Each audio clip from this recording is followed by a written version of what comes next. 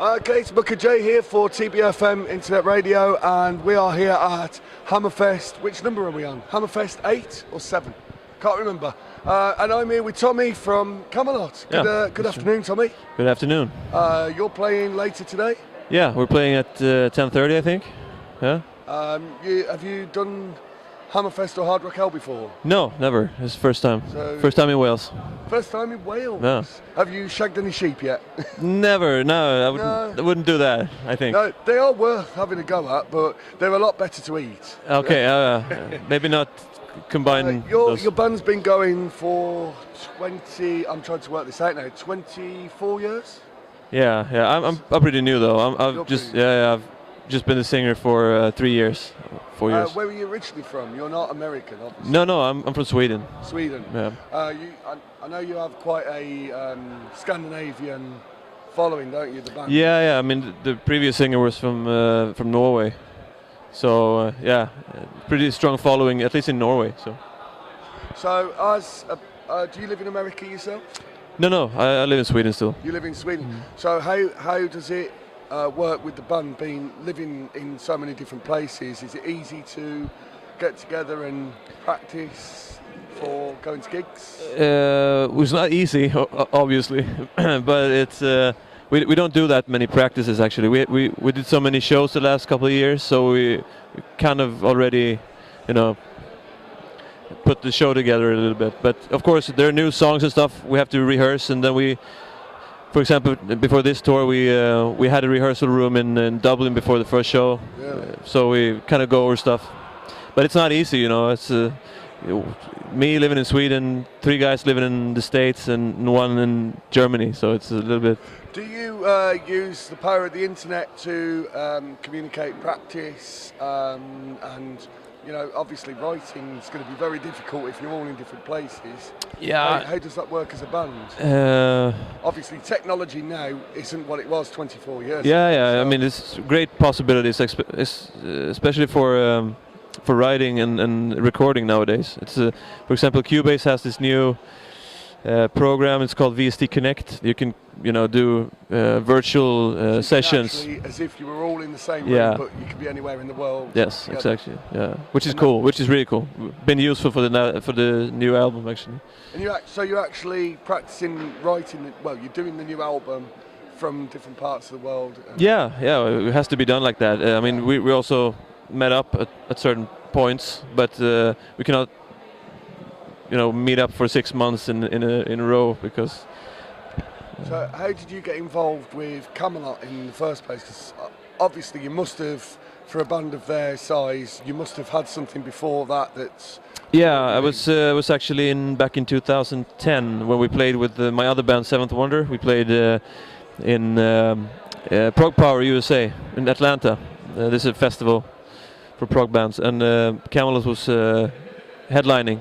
Right before then, they something happened with Roy. That was their previous singer, so they didn't have a singer. And Thomas asked me then if I could.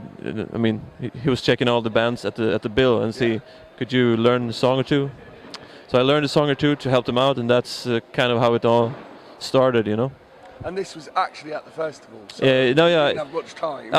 He actually called me 2 days before or something like that, 2-3 days before I went to the States and asked me. So I had time to learn 1 or 2 songs there. Yeah. So you played Dublin last night. Is that your first time over there? Yeah, first time. How did that go? That was cool. It was cool. It was always the first show. I mean, it's a little bit of technical issues and stuff, but basically overall very cool. Got going. What do you think of the Irish crowd? Obviously, you're playing all over the world, but what do you think of playing over in Ireland? How did that cool seem to the crowd? Yeah, cool. I mean, warm people. It seems to be a lot of musicians in the town, anyways. A lot of the live scene going on.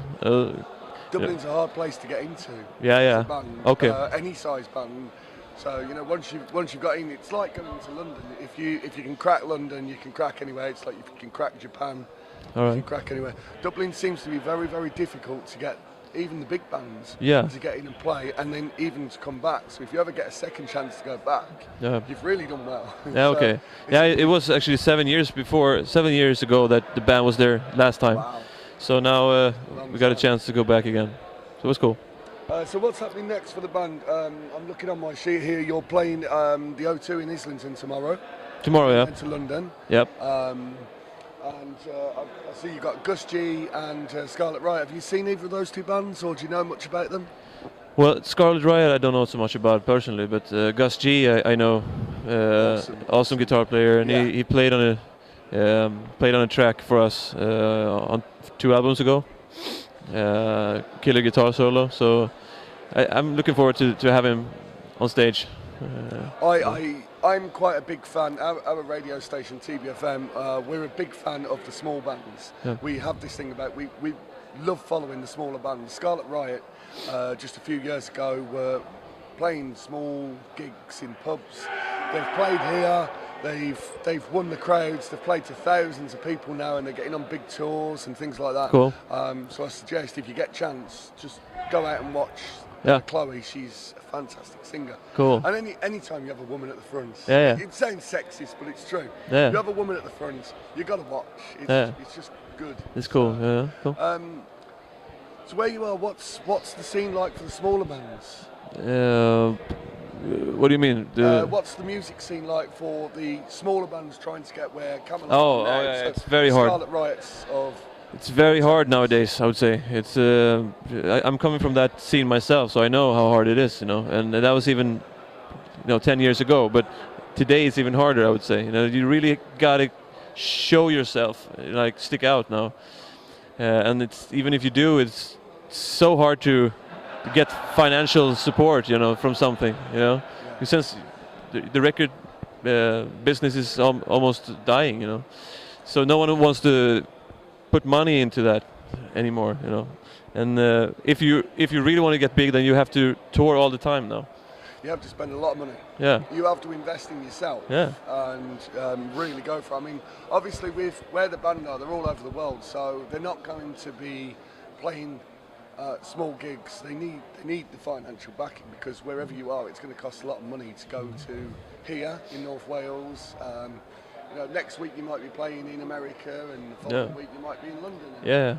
So it must be hard. But what's since you've been with Camelot, what's the best thing you've done so far as Camelot member? That's a hard one, but I mean everything has just been equally good. I would say. I mean, all the decisions that we made and all the songs that we've written now has taken us here. So it's a little bit hard to say what was the best, but. Strong Memory was the first show that we had, like my debut show with the band in Czech Republic, Masters of Rock, which was 30,000 people. The first show to play as a frontman. Was you nervous? Yeah, I was a little bit nervous. Did you peek behind the curtain and go? I didn't actually. A lot of people. No, I didn't actually. I just did it. So I'm really happy I did, because it turned out really cool, and I got the support from everyone there, which really helped. It's always hard as a frontman coming into a band that's already got a massive reputation. Yeah. You've got to come in, and everyone sees the frontman as that's the sound of the band. So when they change the frontman, you take Ozzy Osbourne out of Black Sabbath, and then you've got to replace him. Well, it doesn't sound like Black Sabbath anymore. So for you to come in, was there a lot of pressure for what you had to do? Did you try and sound like the previous member, or did you try and do your own thing? Well, for me, I get this question a lot, obviously. So for me, it was a matter of not disappointing the old fans. And how do you do that? Yeah. And still bring out a little bit of myself, Maybe this new album now, the second album with me, is a little bit even more myself. More your signature now. Yeah. But still, I find a lot of myself in the first album as well. Just not Seventh Wonder style, not my old band style, but still me, Yeah. But still, I wanted to. I felt I owed to the people to have some similarities with the old singer, the old style of singing, which I found very challenging as well, and really cool, Yeah. I mean, the big obvious one on that is Brian Johnson taking over from Bon Scott. The first album, Bon Scott wrote most of the songs of Back in Black album. Mm-hmm. So when he came in, he had to emulate Bon Scott. Yeah. before he could put his own signature on Yeah, the band. yeah. And you know, as an AC/DC fan myself, I found that really, really hard to take Brian Johnson as the new member of the band, because I just see Bon Scott. So, you know, there's a lot of pressure on the frontman. Yeah. Even though you've got your guitarist who's making a lot of the music, you've got your drummer. If you haven't got your drummer, you haven't got your band. And Yeah. so it's a lot of pressure all round. But I'm guessing from you walking in, it was quite tight from the start, and you just went from there. Yeah, I mean, I just see it. Why? I don't want to see it like I stepped in and took over, and you know, like that. Yeah. For me, it's more like carrying on the legacy as well. You know. It's about the name more. Yeah, exactly. And the thing, they have an amazing back catalog before me, and why not be happy for that, and also see that there's possibility to go forward, you know, and make new albums and make new cool stuff, but you still have the old stuff. Yeah. You know, no one's going to take that away from the fans. So I just try to honor that era of this band also, you know, by emulating some of that stuff, you know. Yeah. So you that sound like you're very passionate about what you're doing, and it wouldn't matter whether you were playing for Camelot or Black Sabbath or AC/DC. You'll do for the band. You are part of the music, and it's part of you, basically. It is very much, yeah. And that's the sort of thing we appreciate. When we watch the bands on the stage, that's what we see. We've seen different styles this weekend already. We watched a band that played to 50 people. We watched a band that played to 1,000 people this evening. Yeah. And the band that played to 50 people had more passion about what they were doing than the band that played to the bigger crowd. And you get that all the time. So, I mean, you're going to have a guaranteed 2,500 people tonight. That's pretty much guaranteed, because you are one of the biggest bands. Well, you are the biggest band here on the weekend. Okay. Other people say it's a different band, but cool.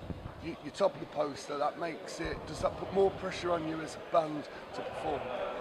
Yeah, but that's what we like, you know. That's when we want, you know. We don't want 50 people. We want as much people as possible. I mean, have you ever played to the small crowds and thought, oh, I'm not going to play as good, or is it could be 10 people in the room, it could be 10,000 people in the room, we'll still play the same set, we'll still play as I mean, with my other band, Seventh Wonder, we had two nights in a row with two paying customers, two paying people, you know. And that was right after we played Sweden Rock for 5,000 people, so it was a little bit hard to motivate yourself, but still we played 2 nights in a row, and we did it, you know, we had fun on stage, so that's all it is. Yeah, I mean, I've been there. I've watched Fuzzy, quite a big band. You know, and Chris Jericho. He's used to playing in front of big performances, and I watched him with 30 people in the room. Yeah. But he didn't let the frustrations get to him, and it's good that professional people can move to that. So I like watching them on the stage. It's not just about what you sing. It's how you act on the stage. Exactly. If you get frustrated, we'll get frustrated. It's like watching a football. Yeah, exactly. I mean, even the two persons even paid to get the same show as the 5,000 would have paid for. Yeah. So it's you have to think about that also, you know. It's got to be hard to know. I've got to ask you one last question, and it's a humour question, so it might not mean much to you, but have you ever been to Camelot? I have not. I would love to, though. Right, you're supposed to say something at the end of that, but I don't know. It's a Monty Python thing. I didn't see that. No, I'm probably too young. Yeah, I mean, he's never been to Camelot. No. Never. No, I don't know Monty Python. What am I supposed to say after? Have you ever been to Camelot? Oh.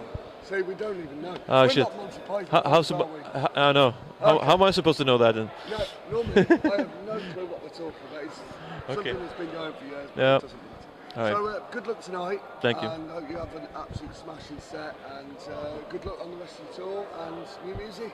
Thank you. Thank you so much. Thank you. Very much. Do you want a